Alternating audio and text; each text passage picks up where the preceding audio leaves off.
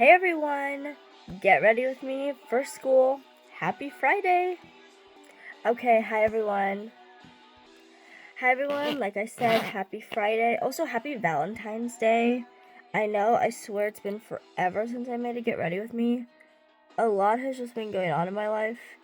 And I literally have not been waking up to do makeup. So, today, since it's Valentine's Day and it was a spirit week this week, I thought I would do makeup. But I literally only participated in I think 2 days. So I didn't really do a lot of makeup. So, okay, it was 3 days, but it wasn't a lot. So I just was not filming anything. Also, somehow it's playing again. I swear my phone knows when I'm gonna film and it just starts playing somehow. It's crazy. I could not tell you the amount of times that I've been filming to Get Ready with Me, and somehow by Drake Bell started playing. I love this song though, it's so good. But anyway, I feel like my camera's I'm gonna just hold this. Okay, anyway, so, yeah. So, I haven't been making Get Ready with Me, but I thought I would give you guys a little, sneak peek as to what's gonna come next week, I guess. So, next week I have a break, which this is the first time I've ever gotten a February break.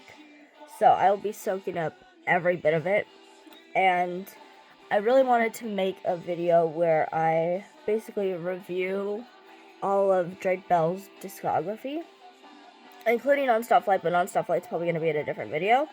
And since I have a whole week off, I thought might as well do it this week. So this upcoming week, I'll be filming that, and then it'll be up. I'm not quite sure when, because I'm not quite sure when I'm going to film it. Because I do think I have plans on Monday, but that I think is the only day I have plans. So, I'll probably get it up as soon as I possibly can, and then that'll be the video for you guys. And then I'll also have a Non-Stop Flight video, so there should be 2 videos up this coming week. I also got a new phone, so I'm trying to work around how to get this thing to stay, because the back of the phone's a lot different of a texture than my old phone, so trying to make sure it doesn't fall. But anyway, so the last time I talked to you guys, we were talking about the Quiet on Set letter writers, which I'm still going to continue on that topic today, and for the next couple Get Ready with Me's that I do. So I think last I talked, also don't mind, I don't know what my camera's doing. I think it there? I don't know.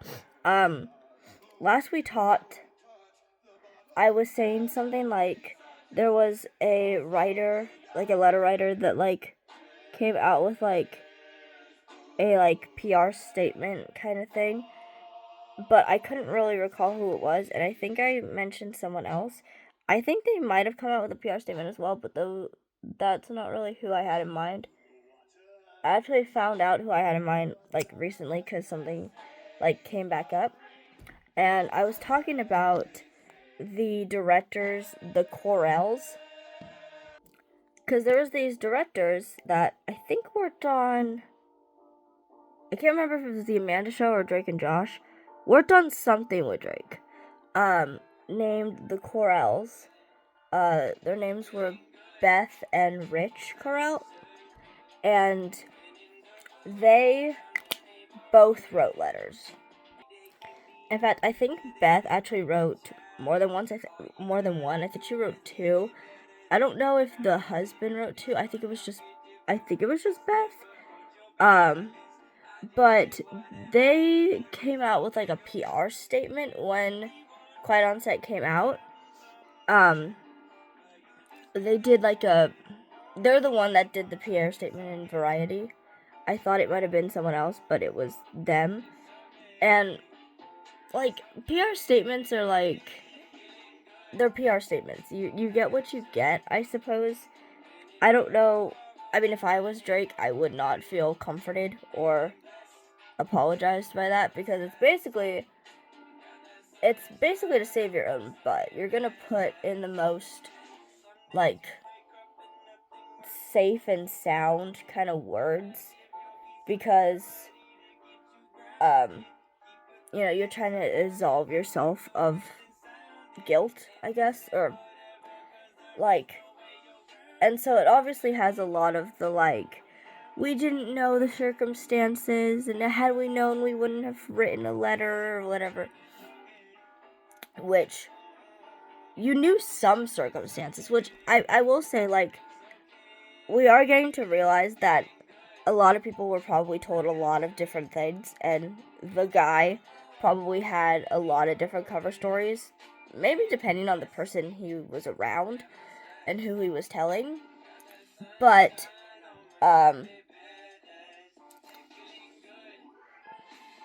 sorry, my camera's like falling and it's doing this weird thing, but it's okay. Oh wow, I don't like that. Why do I look like that? There, I love it. Okay, so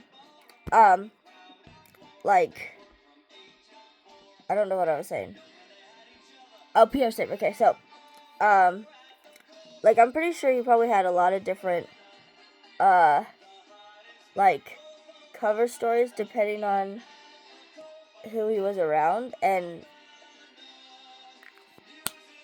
like, and so like, I know, like, I was describing it as like almost like a yes man kind of situation, and that's what I'm hoping that a lot of these cases are.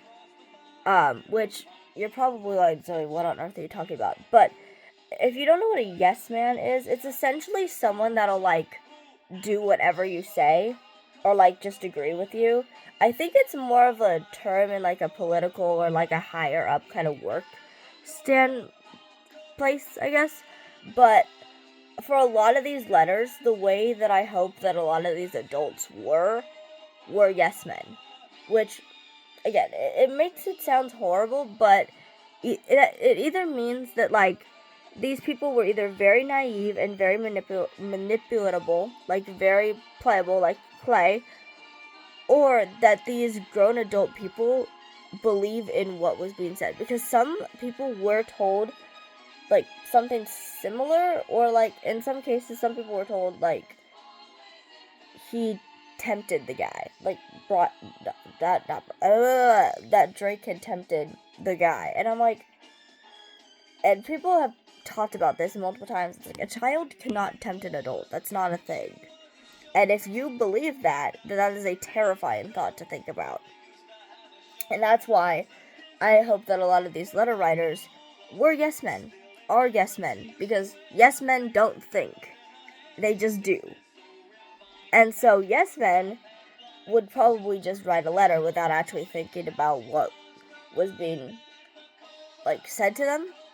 Like, he would just come to them and be like, hey, blah, blah, blah, blah, blah, blah, blah, and they'd be like, yes, man, and they would do it. As opposed to, like, actually thinking to be like, this is a sane and safe response, I'm gonna go and write this letter. And it's a little bit more comforting if they're a yes man versus, like, I mean, it doesn't make it that much better, but it makes a very nauseating situation only slightly less nauseating. Slightly less nauseating. So, again, like I was saying, these letter writers that made the PR statements are just, it's not good. PR statements, I think, are the worst way to go about an apology. Just because, like, they don't read as authentic. They read as, I'm doing this to save my own butt. And, I mean, some might be doing that to save their own butt, but you don't want to give that off. Because that just makes you look like a bad person. But, I mean, I will say that a PR statement apology is, I guess, better than no apology, because it is kind of admitting that you, or not admitting, but, like, owning up to the thing that you did. Oh my gosh. Owning up to the thing that you did, which is a lot more than I could say for a lot of the letter writers. And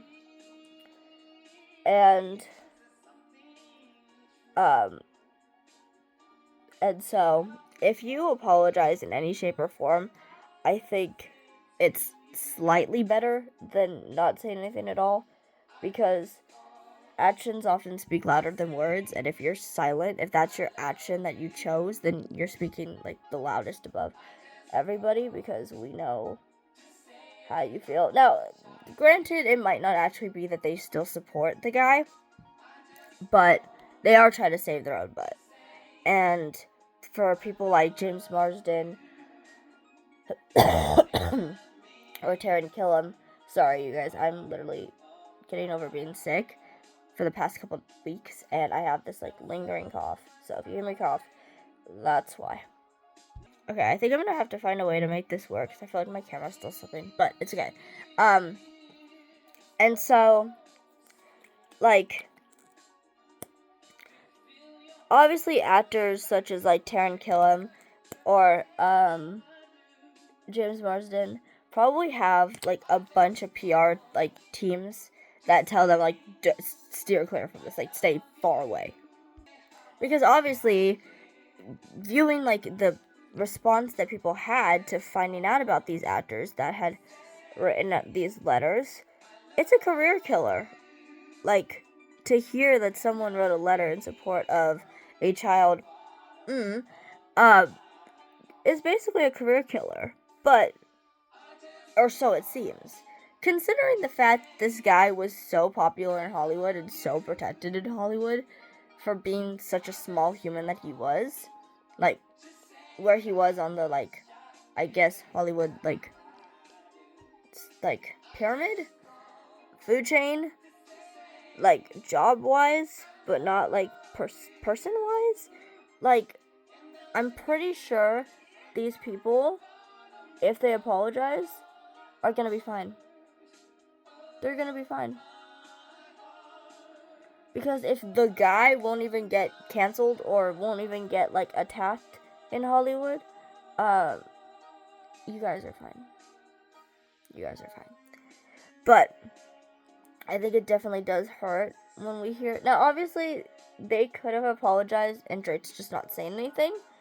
But I would find it a little interesting if he wouldn't say anything about them, but he said stuff about Will and Ryder. Unless that's just a journey he decided to take. Like, maybe I shouldn't put these people out there. But, I don't know. Okay, I kind of need to hurry up a little bit because it's already kind of getting a little late. But it's okay. So, like we said, I honestly do not think any of the letter writers that haven't come forward and spoke it are going to. Now, that would be a miracle if, like, the year of Quiet on Set comes by and someone comes and, like, speaks up. That would be really nice. Do I think that's gonna happen? Absolutely not. But it's nice to think about. And again, I know a lot of people say, like, it kind of sounds terrible to, like, praise someone for doing, like, the bare minimum. But, I mean, you do gotta give props to, Will and Ryder for, like, making that step and apologizing. And not only just, like, saying, like, I'm sorry, like, a quick apology, but having these long, in-depth conversations with Drake and continuing to check up on him. Because I personally think that that's a very, like, you don't have to do all that, but, you know, they did. And I think that that's a very kind thing that they're doing. So, I think Will and Ryder are, like, the only, like, letter writers that a lot of people, like, still support, I guess. It's really hard because a lot of people just always say, like, separate the art from the artist, but it's like, you can't really enjoy the art as much when you know stuff about the artist, if that makes any sense. Like, I was watching The Notebook the other day for the first time because I had never seen it, and James Marsden's in The Notebook, which I didn't know until I looked up his, not discography, I looked up his, like, there's, like, the movies and stuff that he's been in, and it said The Notebook, and I was like, oh, no. Because I was gonna go watch The Notebook. Like, I wanted to watch The Notebook because I had never seen it, and I really wanted to. And I was like, oh, great, James Marsden's in it. So, you know, you watch a movie and it's like, one movie that I used to love as a kid was Good Burger. I watched Good Burger so many times. Like, I think my parents and my grandparents all got sick of me watching it because I just watched it so many times. That is a prime example of separating art from artist, but that is really hard to do. It's like, it's something people always say. They always say, oh, separate art from artist. It's like, yeah, but sometimes, like, what you guys don't understand is it is incredibly hard to separate art from artist. Just because of the fact that, like, sometimes when you're, like, watching something or listening to something, like, if you know about that person, it's gonna feel icky.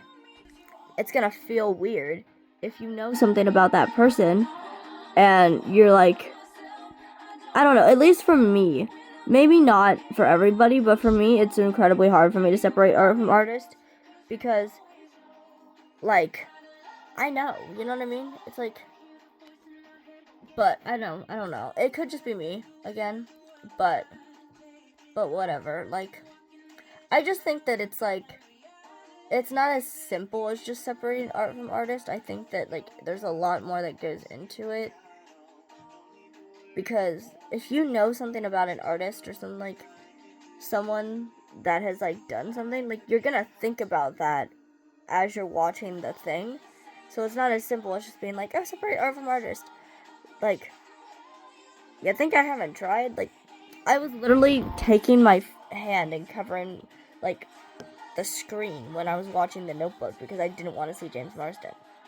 I didn't watch Sonic 3 because I didn't want to see James Marsden. Like, it's not that simple as just separating art from artist. I guess there always is a chance that, like, one of these letter writers could still apologize. But, like, the chances of that happening, I feel, are very slim. But, ooh, I really like this shade. Sorry, I'm trying on a new eyeshadow palette, and I really like it. It's just, like, pinky shade. Ooh, that's really pretty. Okay. I really like that. Anyway, so, like I said, like, I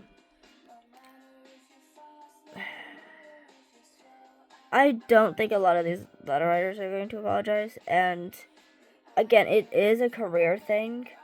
And also, like, I can't remember, I think some other people might have apologized, and I just am blanking on their names right now. So, if those people apologized as well, I think they were also PR statements. Like, there was more than one PR statement, and I know that. And I think another one was Joanna Kearns, which, like, I know probably doesn't mean anything to some people, but I think that was the mom on Growing Pains, which the dad on Growing Pains was Alan Thicke, but he's dead, so there's really nothing to show over there, because he's dead. Which, the weird thing is, like, a lot of people, and I talked about this before, but a lot of people were, like, saying, like, oh, Robin Thicke should say something about Quiet on Set or whatever. I wonder if he has. It's like, that would be, like, a whole sins of the father thing. Like, it's not his responsibility to clean up his father's mess. Like, that's his father's doo-doo. That's his father's mess. That's not his responsibility to deal with. So, I knew he probably wouldn't say anything, and I can't hold that against him, because it's not his own business. So, anyway, these letter writers, so like I said, like, it's a sins of the father kind of thing. It's not his business to clean up his father's mess. So, that's not an issue. But we will continue to talk about this. I'm going to go and do lashes and lips off camera, and I will see you guys. Okay, and this is the final look. One eye turned good, and one just turned out like a hot mess, but it's okay. Anyway, I will see you guys in the next one. I hope you guys have a great day. Have a blessed day. Jesus loves you. I love you, and I will see you all in the next one. Bye, guys.